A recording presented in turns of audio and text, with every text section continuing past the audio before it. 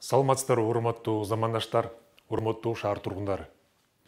Мен Өмүрөкөнов Аскар Муктарбекович, Замандаш партиясынын лидер катары сиздерге кайрылгым келет. Мен үчүн Замандаш партиясынын келечеги абдан маанилүү.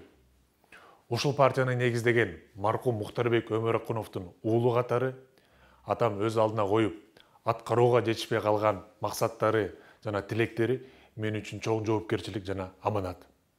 Эми сиздердин колдооңуздар менен ишке ашырууга убакыт келди.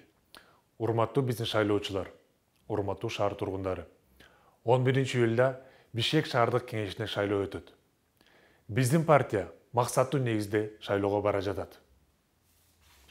Учурда биздин партияны ар түрдүү жаштагы билимдүү, демилгелүү, чыгармачыл адамдар түзөт. Биздин партиянын курамында мугалимдер, медицина кызматкерлери, экономисттер, куруучулар, маданият ишмерлери жана дагы башка тармактын адистери бар. Ар бир талапкер өз тармагынын кесипкөй адиси. Замандаш партиясы шаардыктардын бардык өйгөйлөрүн көрүп туруп, Бишкекти өнүккөн шаарга айлантууга, жарандарыбыздын жашоо шартын жогорулатууга негизделген программа менен шайлоого аттандык. Биз адамдык баалуулуктарды өнүктүрүүгө багытталган программабызды сунуштап жатабыз. Жана ар бир жарандын кызыкчылыгын коргоп, борбордун кызыкчылыгы үчүн иштейбиз.